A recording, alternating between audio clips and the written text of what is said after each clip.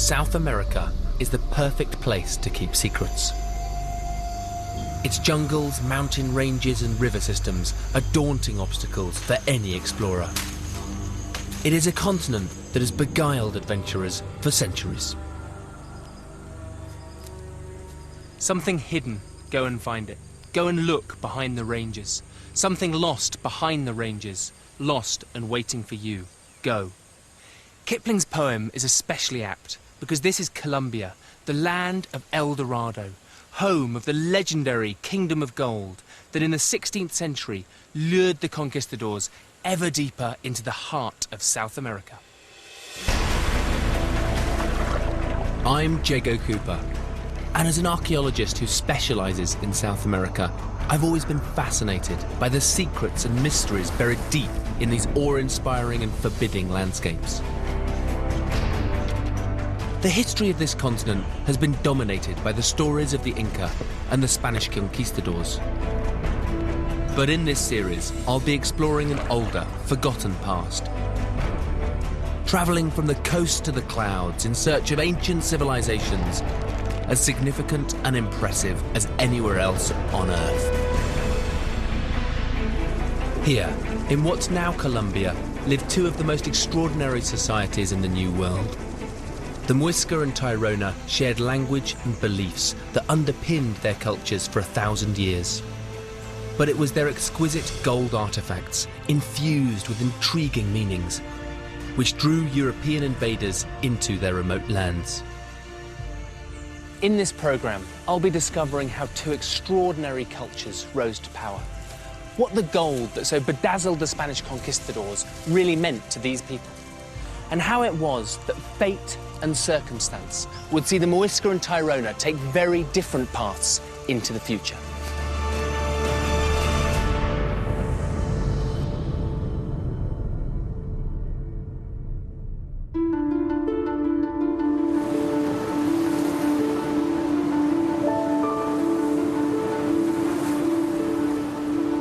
The beaches of Colombia's Caribbean coast are beautiful, almost a cliché of a tropical paradise. But for me, its rich past is what makes this place so special. History flows through Colombia. For 12,000 years, it was a corridor connecting the pre-Columbian populations of Central America, the Caribbean, Amazon and Andes. And 1,000 years before the Spanish arrived, the Chibcha-speaking culture from Central America spread southwards to this land. Chibcha was a language shared by different communities scattered across part of Central America and what is now Colombia. Around 700 AD, two of these communities expanded into highly organised societies skilled in agriculture and gold working. One of those cultures, the Tairona, established themselves in the mountains of the Caribbean coast. Another, the Muisca, settled 500 miles to the south. They developed independently for centuries, free from outside interference, but in 1492, that began to change. Christopher Columbus discovered the New World for the Spanish, and in the years that followed, the conquistadors' influence spread, threatening the existence of the continent's indigenous cultures. In 1537, Conquistador Jiménez de Quesada set off in search of an overland route to the newly discovered Inca homeland of Peru. With an army of 800 conquistadors, he struck deep into the heart of Colombia, with no idea of what he was about to find. The expedition took more than a year to carve its way through the jungle, up to the high plains and valleys of the interior. One of Quesada's men described the journey like this.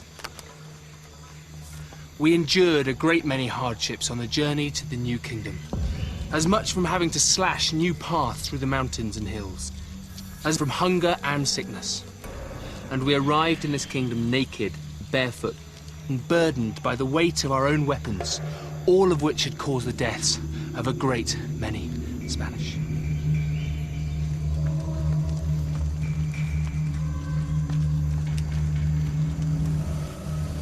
Three-quarters of the Spaniards died on the nightmare journey. Those that survived found themselves in a new and alien world. The Muisca were one of the largest indigenous societies in the whole of South America.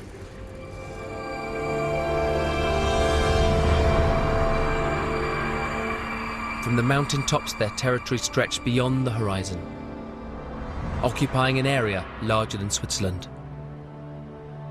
A land where gold seemed to be everywhere, but a society unlike anything the Spanish had seen before. The Muisca weren't ruled by a supreme leader in the same way as the Inca and Aztec empires. In the Muisca world, no one person had absolute control. Instead, the Muisca territory was organised into two large federations, one in the north and one here in the south. When the conquistadors arrived, the Muisca population is estimated to have been about 500,000 people, most of whom were living in small villages.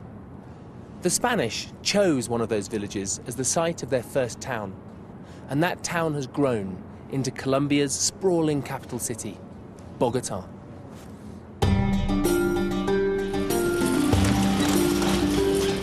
In the 16th century, Muisca settlements were spread all across this valley, but little evidence of them is left here today. So if I'm really to understand how Muisca society operated, I need to look outside the city and travel 30 miles to the north to one of the few remaining Muisca sites still standing.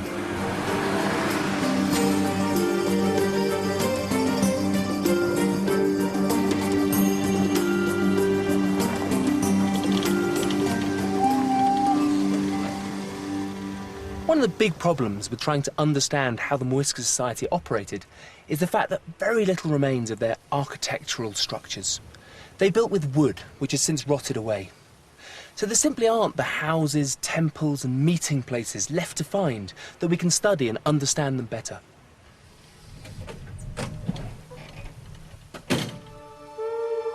Except in this place, where the Muisca broke from tradition and built from stone.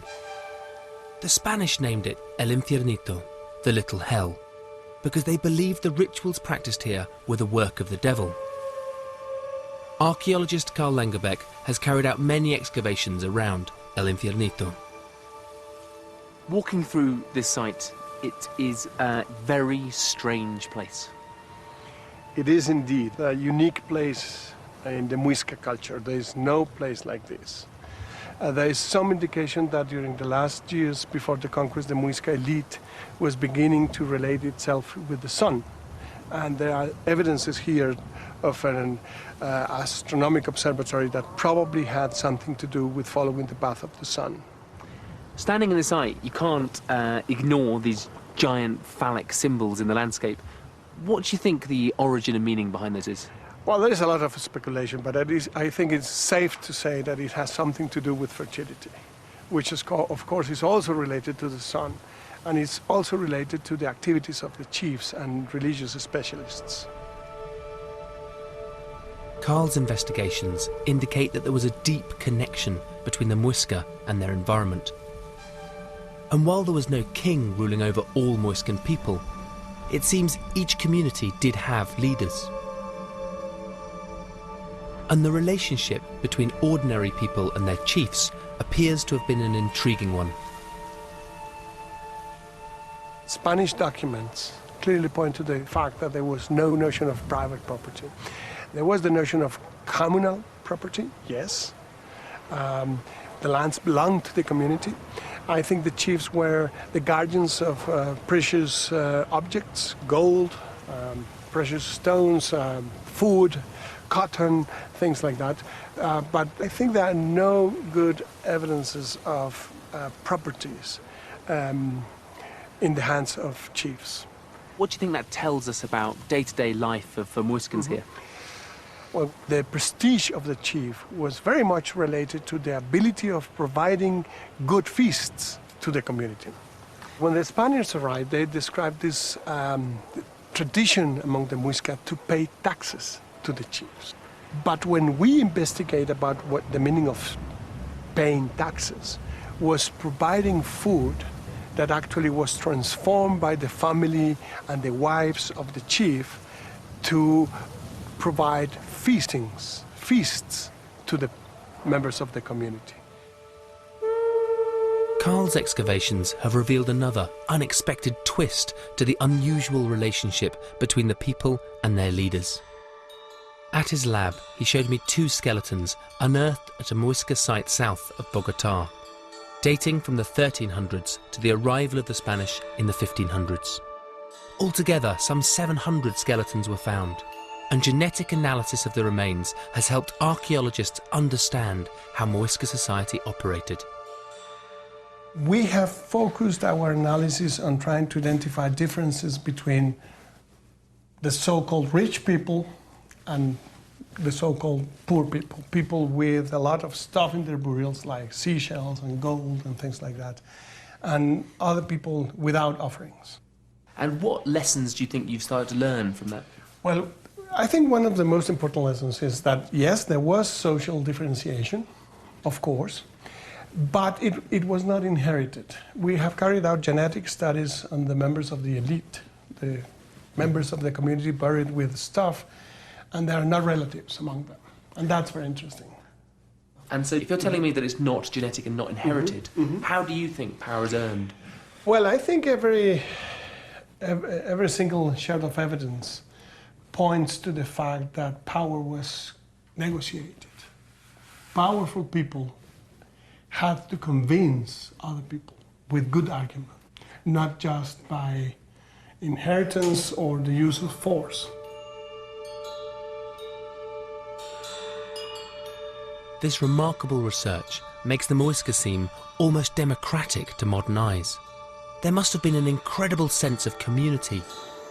But this site also points to a society whose every move was governed by their relationship with their gods.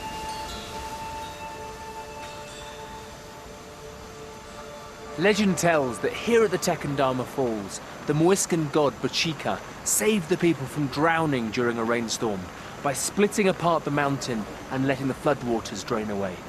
But what Bochica could not prevent was the Spanish onslaught that was just about to rain down on the Muiscan people. What had caught the eyes of Quesada and his men was Muiscan gold. Everyone, commoner or chief, in every village and town seemed to have artifacts crafted from the precious metal. Rumours quickly spread far beyond the New World that there was a vast city of gold somewhere in the mountains. The legend of El Dorado was born, and in the years that followed, waves of treasure seekers descended on South America in search of the fabled land. But El Dorado wasn't a place, it was a person.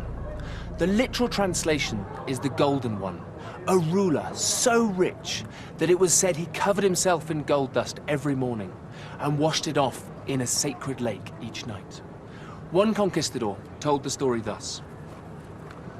He went about all covered with powdered gold, as casually as if it was powdered salt.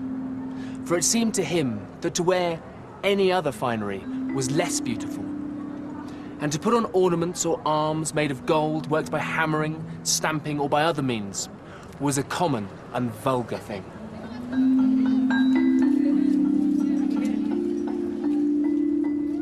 If El Dorado was a person, did he exist?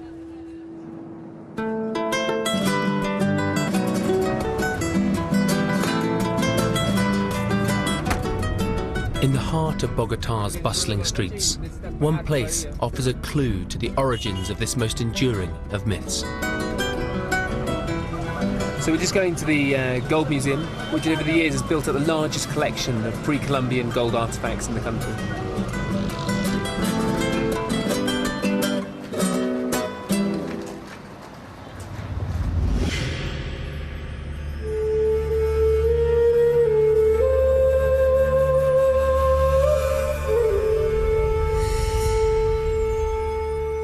Bogotá's Gold Museum is packed with fantastic treasures.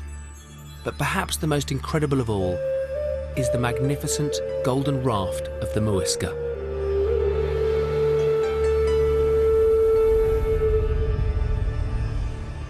Archaeologist Juan Pablo Quintero explained, that it appears to capture a moment in an ancient waterborne ceremony. The very embodiment of the El Dorado legend. Who do you think that character is in the centre of the raft? It is probably the chief, the representation of a chief. It is well dressed, you can see the ornaments. It's bigger than the other characters, so it's a high-ranked character, so probably it was the chief.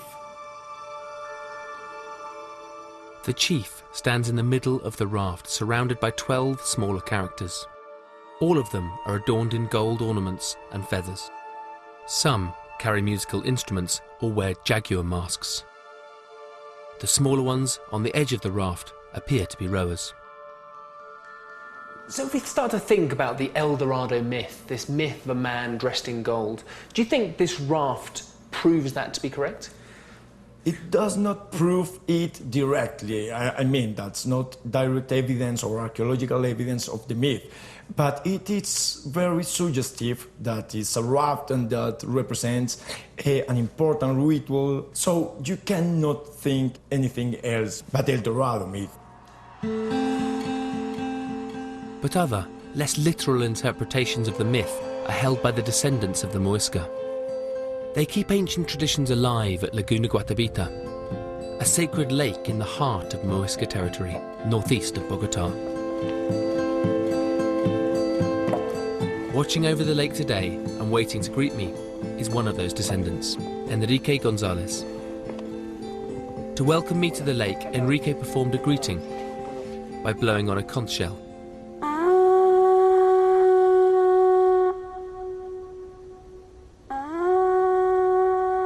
Shells like this come from the coast more than 500 miles away and were highly prized by the ancient Muisca.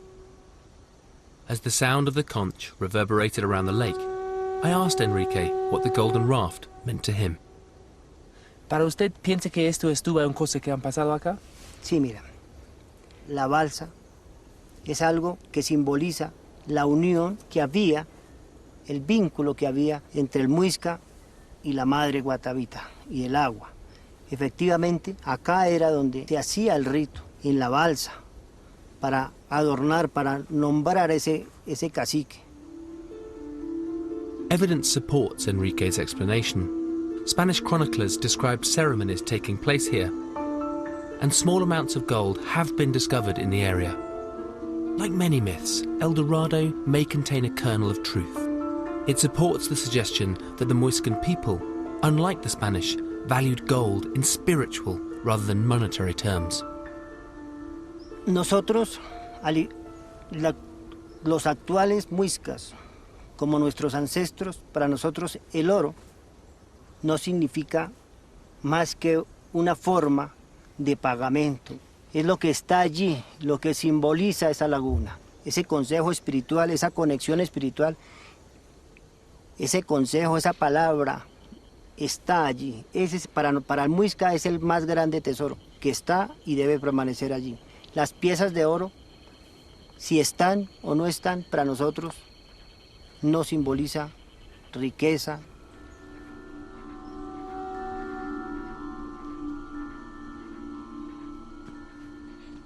It was great talking to Enrique. He gives a real sense of connection between the ceremonies which are carried out here at the lake and the people of the Muisca.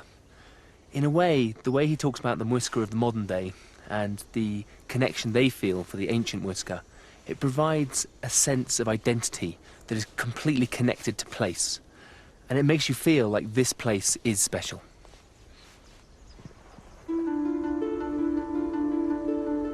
Whatever the truth about El Dorado, archaeologists have discovered another dimension to the role that gold played in the culture.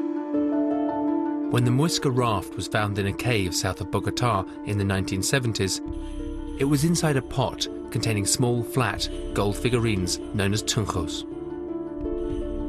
Many of these objects are displayed behind glass at the Gold Museum.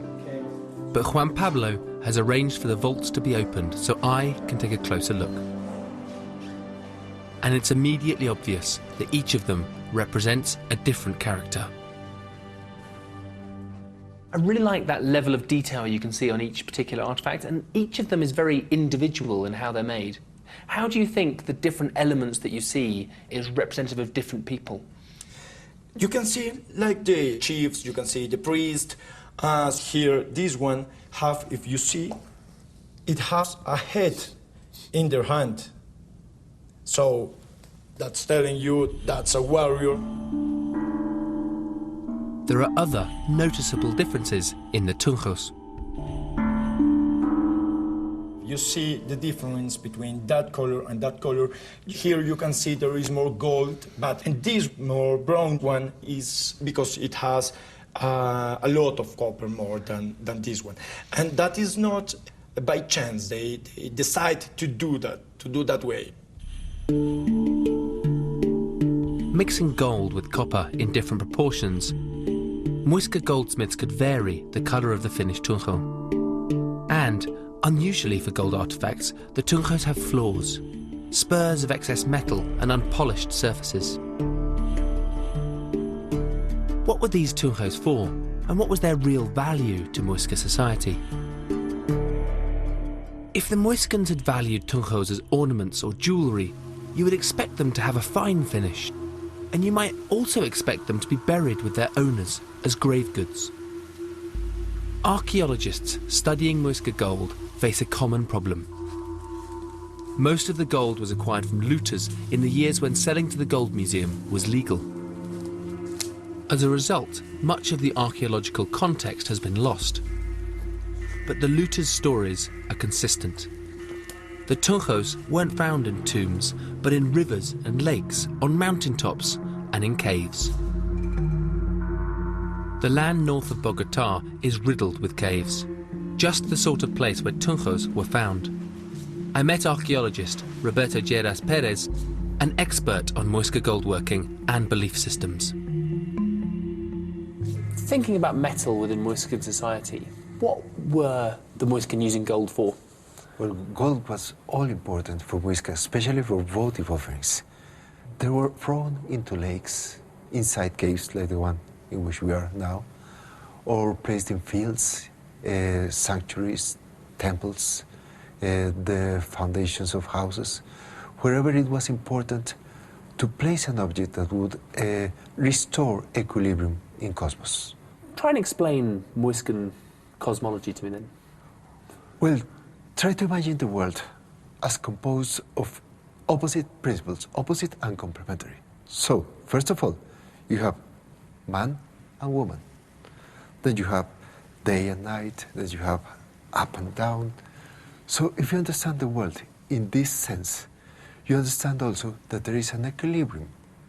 Now, the point here is to understand that this is made by the gods. But you, as a man, you can intervene in this equilibrium.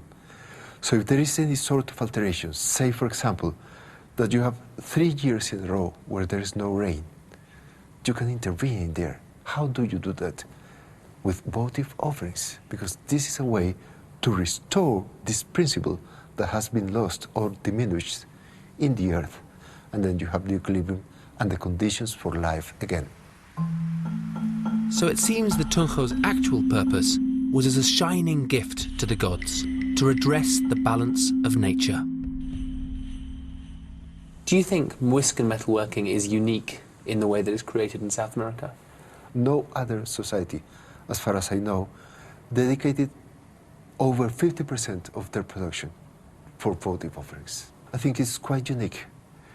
It's incredible that with Muiscan metals, the entire lifetime of one object can be just days, because it's created for a particular purpose to go straight into the ground. It seems to be a waste of time. But then, if you think that this was so important for society, much more important than having a beautiful woman wearing this object, then you understand why so much trouble had to be assumed in order to produce these objects.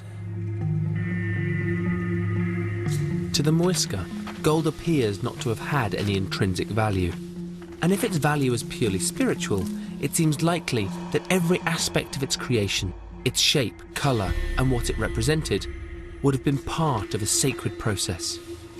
How it was made was therefore critically important. Today, the secrets of that ancient craftsmanship have been preserved in a highly unlikely setting.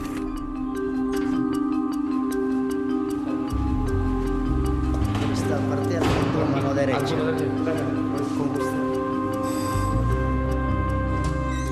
Hola, mucho gusto. Goldsmith Omar Hurtado doesn't so much take his work home with him as live with it. In his apartment in central Bogota, he has mastered the art of Muisca metalworking. It appears that the real skill is not in manipulating gold, but in knowing how to mould beeswax, a process known as the lost wax technique. Omar starts to shape the wax into a flat figurine. Muisca tunjos were 2D representations of the human form. I asked Omar why the Muisca made flat tunjos. Was it easier than making a 3D figure? Ellos creo que manejaban esa dimensión más fácil en cuanto a técnica, pero yo creo que ellos igual, las piezas de museo que uno cree que son planas son mucho más fáciles. Y realmente las piezas planas tienen una connotación mayor y es que se pueden presentar mayor tipo de malformaciones en la fundición. Sí. O sea, realmente la pieza plana es una pieza muy compleja. The flat tunjos were made more complex by adding on the intricate details of face, arms, legs and bodily ornaments, with wire-like threads of wax. Omar told me something really interesting. These coloured waxes are industrial and represent different properties, different malleabilities that the wax has. To make one of these pieces, you need different types of wax with different types of malleability. And the Muisca used a whole range of different bees with different properties in their wax. Omar's just using this one, which is industrial, because he doesn't have time to go out on Sunday and collect bees from all over Colombia. But it's a really interesting fact that the Muisca were cultivating different types of bees specifically for this process. Once the beeswax figurine is completed, Omar bends it over and adds a network of little tubes. The tunjo will then be packed in clay and placed in an oven to evaporate the wax, leaving a mould into which the molten metal can be poured. The network of tubes ensures that the metal travels into every intricate detail of the figure. So our lovely little wax creation is now inside this piece of clay, which is going to go in the oven, and the wax will evaporate, leaving the mould. Once the wax has gone, molten metal can be poured into the empty mould. The Muisca could control the colour of the final piece by varying the relative quantities of copper and gold in the alloy. I love it that in an anonymous apartment block in Bogota, there's a guy wielding as a acetylene torch, ready to burn the place down. Research suggests that the Muisca used fires rather than blowtorches. But it also tells us that those in charge of making these tunjos were far more than just simple craftsmen. It's possible that the tunjos were actually being made by the priests themselves. That Muisca priests were masters of both ritual knowledge and practical skill. Un poco caliente. So there's our little piece.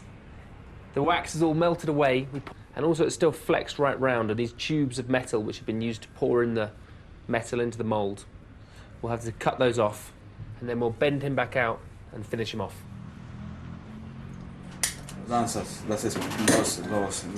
Seeing this process up close, you can see why the Muisca pieces have these rough edges and these little bits of metal still stuck on the sides. The remnants of those tubes of metal coming down to fill the cast.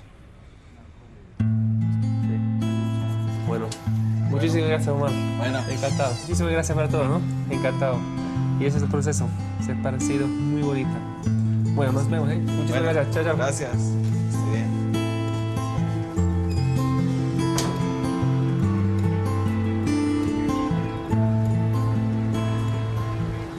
Gold's malleability made it the ideal material for creating a wide variety of small but intricate objects. Offerings to the gods were frequent, and so vast amounts of gold must have been needed.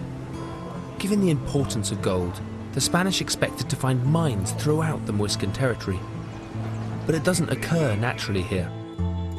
All Muiscan gold had to be brought in from elsewhere. So how did they acquire so much of it?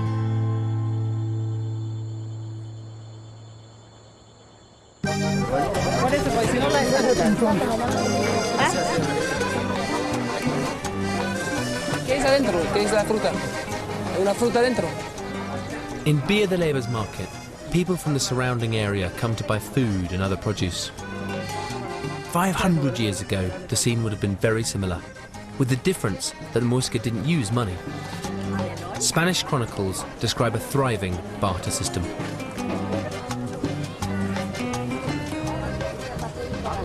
Trade was crucial for Muiscan society. It gave them the chance to get the produce they needed of gold and cotton from the lowlands and bring it up here to the highlands where they could work it into secondary products that they could sell on. The Muisca economy was geared towards transforming raw materials brought in from outside into finished products. Cotton was used to make blankets that could then be traded in gold-producing regions beyond Muisca territory for the precious metal. But there was one commodity that the Muisca did have in abundance. A precious mineral so valuable that it could be exchanged directly for gold.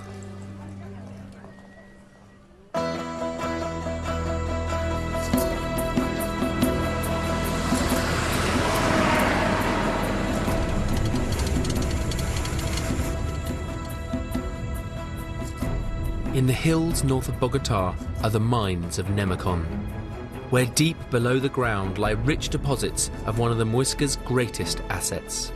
Not precious gems or coal, but a mineral vital for life itself: salt.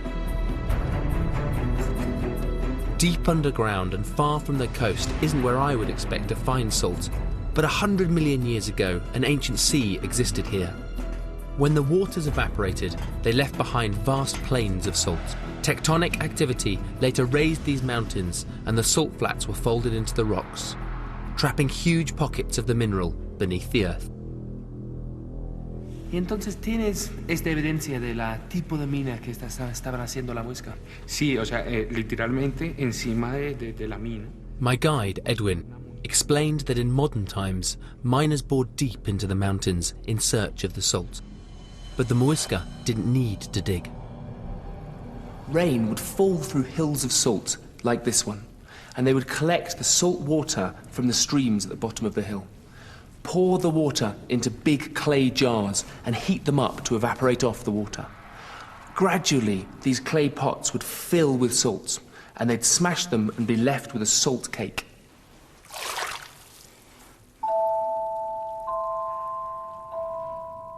Salt cake production became a major industry for the Muisca, giving them the economic power to amass the gold that they needed. But the Muisca's great strength would also expose them to danger. It was salt cakes being traded up and down the Magdalena River, and the sort of production, the industrial production that it showed, that drew the conquistadors up into the Muisca heartlands.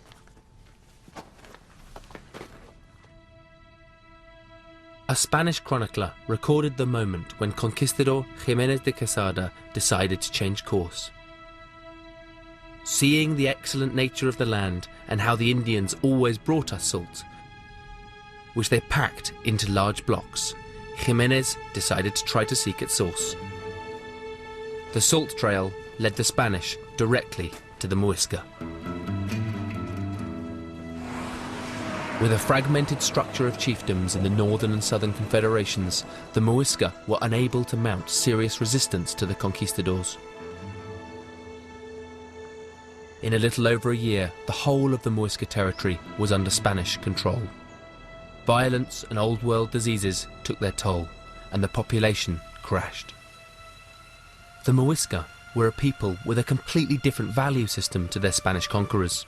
A people in tune with their environment and the world around them. Communities held together by rituals and celebrations. And a society for whom the real value of gold was in what it could achieve by being offered to the gods.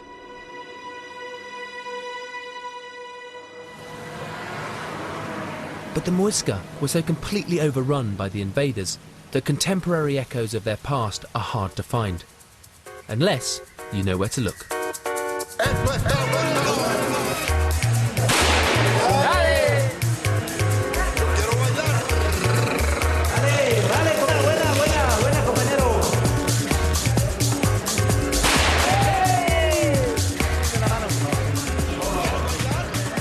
This is tejo. It's actually the national sport of Colombia and one of the few pieces of Muiscan identity that has survived into modern Colombia. The idea is to get this piece of iron within this circular ring. But even this game is dominated by a Spanish influence. The Spanish decided to liven it up by putting some gunpowder here, which you've got to try and hit and explode.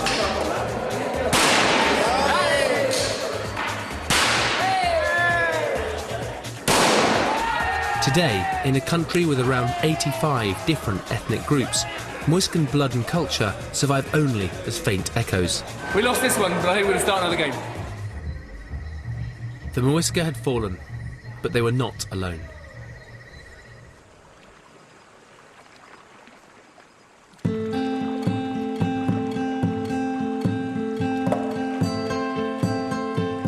Further north, along the Magdalena River, lived another connected culture, the Tairona. Their future would be very different. I'm making my way towards the mountains of the Sierra Nevada de Santa Marta, along the Caribbean coast, to find out how and why.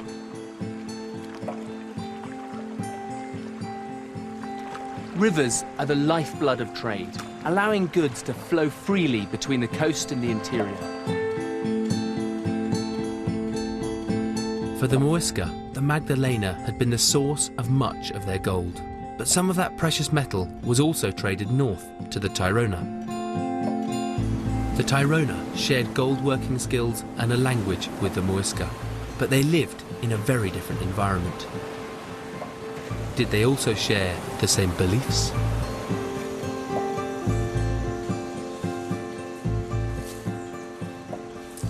This is the land of the Tairona. From here on the Caribbean coast, the Sierra Nevada de Santa Marta rises up to 5,700 meters, the highest coastal range in the world. High up in those mountains are scattered the lost cities of the Tairona. Archaeology in this sort of terrain, where everything is covered by a thick carpet of vegetation, is enormously difficult. New discoveries are rare. But in the 1970s, a flood of Tairona gold and other artifacts started to appear on the black market. The first clues that looters were working on a new Tairona site. When archaeologists reached the location high in the mountains, they were amazed. It was the largest and most impressive Tairona site ever discovered. It was given the name Ciudad Perdida, the Lost City.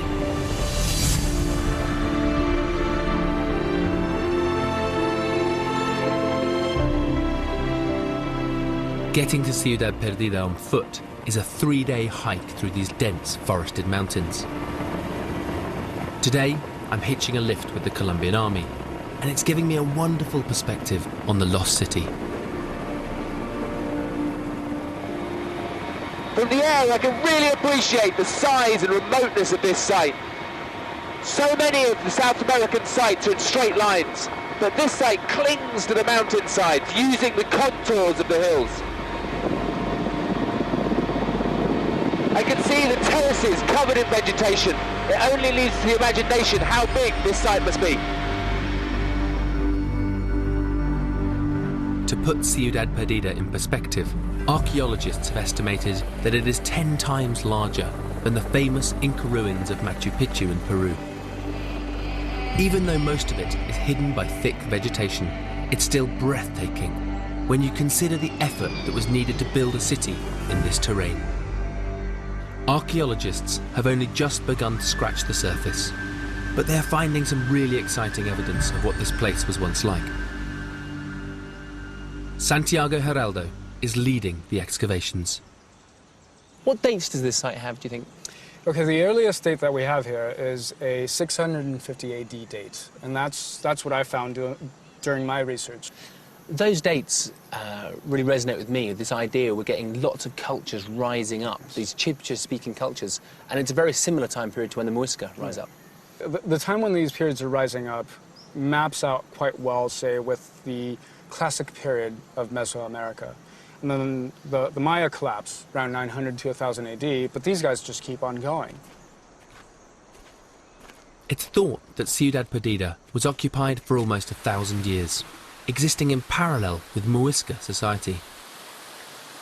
But while very little remains of Muisca architecture, here the Tairona structures have lasted remarkably well, leaving clear evidence of how they were constructed.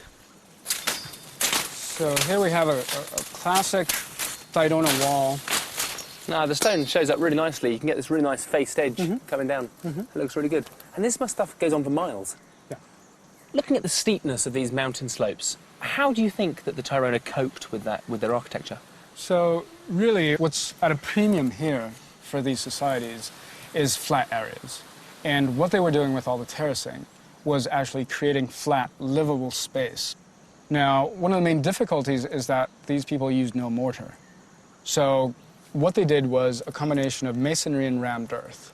And that's what makes them incredibly stable. And also the fact that they overlapped one terrace to the other, so you create step-like platforms. And that's what really creates stability in an area such as this one, because you've got over 4,000 millimeters of rainfall. And that means that a terrace can be washed away if it's not really stable.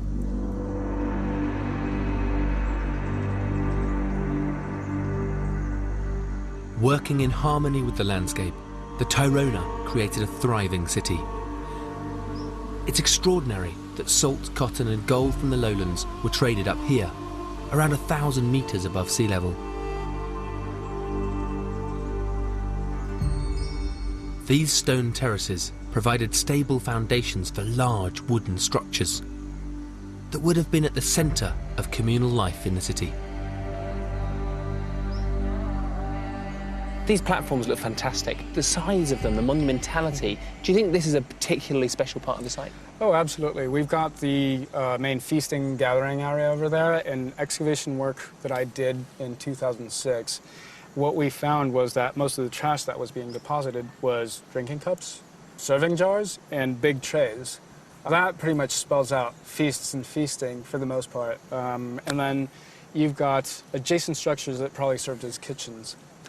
What do you think the role of that feasting was here? Do you think it's a display or chiefly status? As in most human societies, the politics of commensality are exceedingly important. They're extremely, extremely important just for creating allies. There's work feasts. There's when you've got a new trading partner coming in, of course you want to impress him. Ritual feasts strengthened social relationships within the Chibcha-speaking community and beyond. During the 16th century, we found evidence that chiefs here were actually trading gold objects for wine with French and English pirates that were bringing in wine. So feasting definitely played a hugely important role in these societies.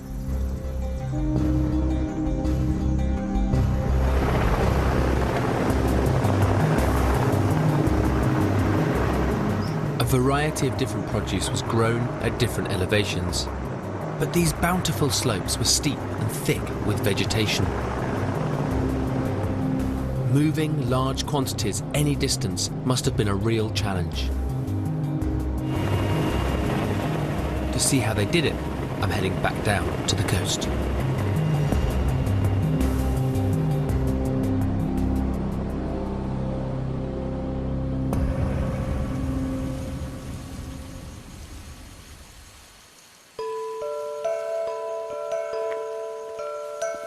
As with the Muisca, the secret of Tairona's success came from their mastery of their environment.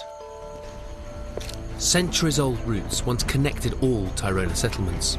This network of pathways, hundreds of miles long, allowed people to transport goods back and forth between the coast and the mountains.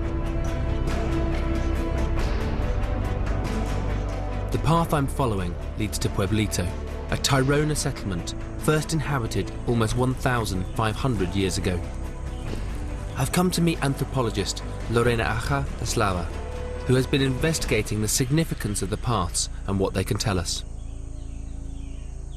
Hay caminos que son pequeños o que pueden estar, por ejemplo, como escaleras, ¿cierto? En ciertas partes. Y hay otros caminos que son mucho más amplios para la circulación de mayor cantidad de población, que es lo que encontramos aquí en Pueblito, zonas en donde ya son pues calles, ¿sí? Que implican o nos pueden indicar que había una población importante que se reunía en este lugar. But the paths weren't simply an indication of population size and mobility. They were designed to literally support Tairona society. Hay algo muy importante que comprender de la ubicación de la Sierra Nevada de Santa Marta para entender cómo fueron construidos los caminos y lo que significó en la adaptación ambiental de estas poblaciones al territorio.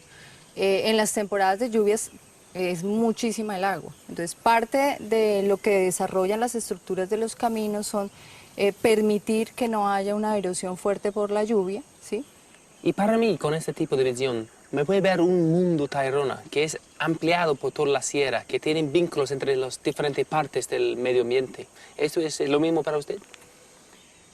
Sí, hay algo muy importante y es que las poblaciones a través, en ese periodo que hablamos, pero que es algo que se ha mantenido en el tiempo, de un manejo del territorio a través del conocimiento de cómo funciona la sierra.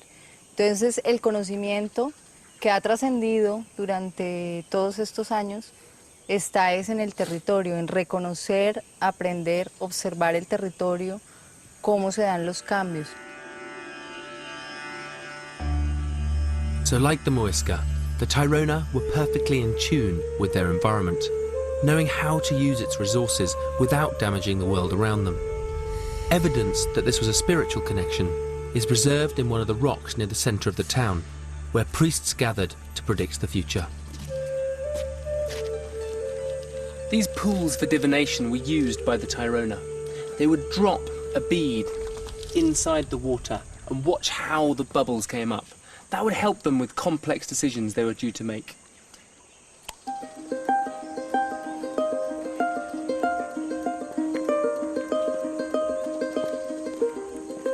Archaeologists believe that many of those decisions would be connected to the Tairona's worship of the natural world. Just as there is evidence of sun worship amongst the Muisca, so too was the sun revered by the Tairona. All objects that captured or reflected the light of the sun were valued. Shimmering water, shiny stones, snow-capped mountains, and the glinting colours of the forest. One material in particular didn't just reflect light, it was the same colour as the sun as well. Gold. Just like the Muisca, whose gold gave rise to the legend of El Dorado, the Tairona held the precious metal in high esteem. Under the guidance of archaeologist Juanita Sáenz Sampa, museum curators are cleaning Tairona artefacts. What's immediately striking about these objects is that they have been burnished and polished smooth, quite unlike the rough-edged artefacts made by the Muisca. Looking at these pieces of Tairona metal, what are the similarities and differences between Muisca and Tairona metalwork?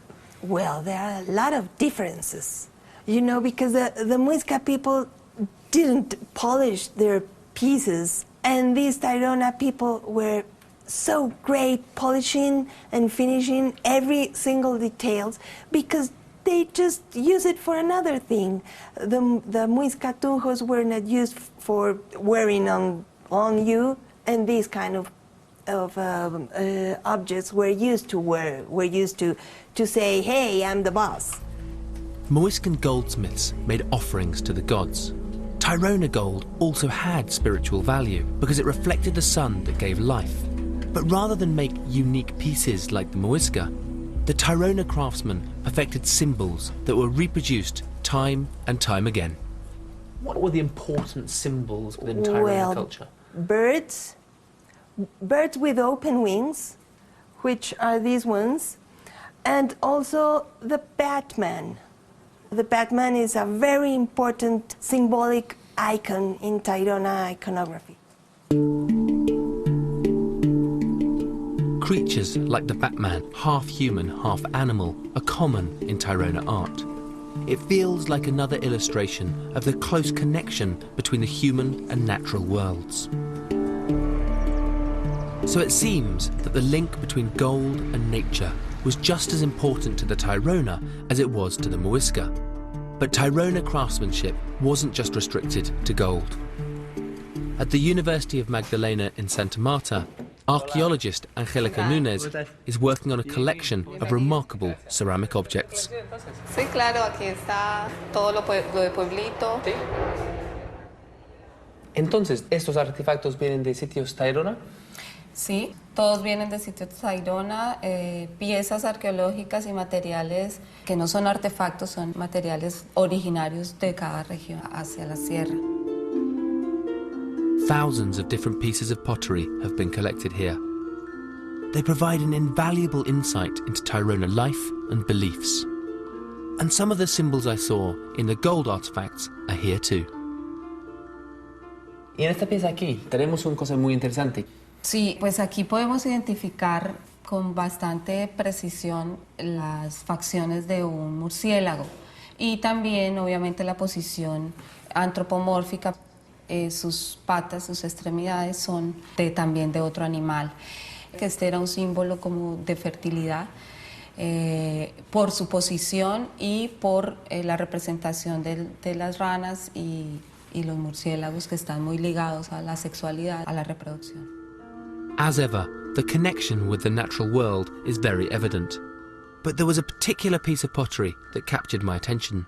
Y mirando estas piezas, me puede ver a este aquí, me gusta mucho, que parece que tienen algo en la mejilla. Sí, podemos hacer la asociación certeramente y la bola siempre va a ser un indicador de mambeo. Este vínculo entre el uso de coca y la gente tairona y la gente indígena es cosa muy interesante, ¿no? Y a mirar dentro de la cerámica es cosa muy buena. Sí, es todo un imaginario, toda una cosmogonía que se representa en la cerámica, pero también está muy ligada al trance que se adquiere con el mambeo de la coca.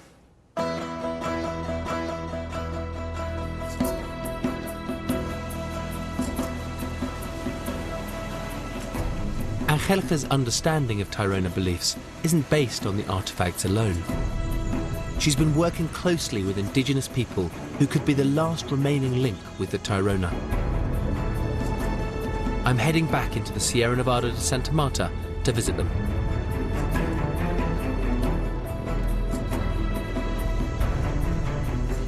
The Kogi, an indigenous community of around 12,000 people, live in small mountain villages not far from the Tairona sites of Pueblito and Ciudad Perdida. Living separately from contemporary society, they've preserved their traditional way of life and they guard their independence fiercely. So it's a huge privilege to be invited into their village for the day. Most Kogi still speak a language derived from Chibcha, the tongue of the Tairona and the Muisca. My guide Jacinto is one of the very few who also speak Spanish. I asked him if he felt that his people were connected to the Tairona. Claro, sí, y para miles de años. Y todavía, como siempre le he dicho, que todavía seguimos manteniendo vivo nuestra cultura, todavía aún hemos resistido de miles de años. Y aquí estamos todavía en la actualidad y como nos ven aquí, como ven a los miembros de la comunidad, ya los mamos, todavía siguen haciendo sus casas desde el principio, como era la forma de la construcción de la casa. Jacinto invited me to help in the building of a new house for the Mamos, the Kogi spiritual leaders. There's a deep cultural connection here with the environment, one that seems to echo the philosophy of the Tairona. I can easily imagine these houses sitting on the round stone terraces at Pueblito or Ciudad Perdida. One of the ceremonies that will be carried out in this house is the initiation ceremony, when a boy turns into a man. At that point, they'll be given a gourd and coca leaves. And as you'll see, the men here all chew coca. This is an essential part of Kogi life. It's impossible to know whether the Tairona had the same rite of passage, but coca chewing recurs again and again in their pottery. The connections are clear to see. When Kogi men meet, they exchange coca leaves. They're repeatedly extracting lime from a gourd known as a poporo and wiping it across the wad of coca leaves in their mouths to release the active ingredients. Cocaine is derived from the coca plant, but raw coca leaves don't have the same powerful narcotic effect. Kogi men chew it as a mild stimulant that helps them to communicate with their ancestors. These traditions, passed from generation to generation, continue the Kogi's deep spiritual connection with their environment. Everything that goes into the construction of these houses has to come from a seed. This is because they see themselves as seeds of the Sierra, that humans need to be nurtured and grown just like plants. So in these houses, we start to see a connection between how they're constructed and the Kogi idea that people and environment are one.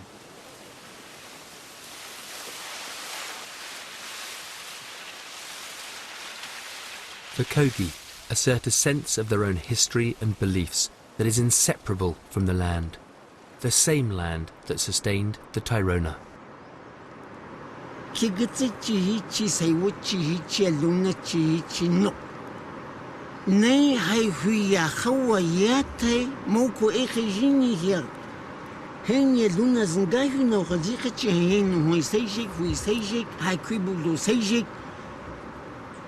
Moko ekajini ay hay haba haza de jama in jama tohne amak shago gune ne ay hini agaji ka agluno hinka kuhana laki guchigi qiga unin kama ay kuki qalqalla pari pana khajika enki moko haba hanga ay nasin hay munam qalaq badda do akoy hanna enki abungun gune nogo nasin ga ay mangwa.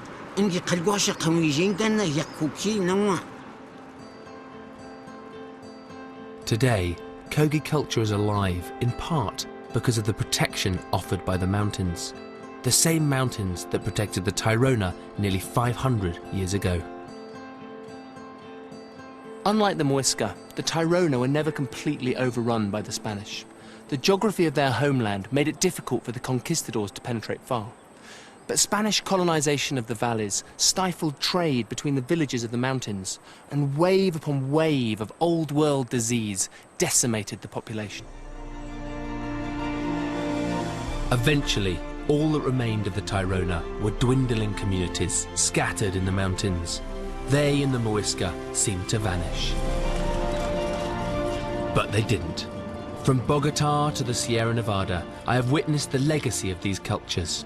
It's still living in the remains of their architecture, in their artifacts rich with meaning, in the gold that connected the Tairona and the Muisca to their spiritual beliefs.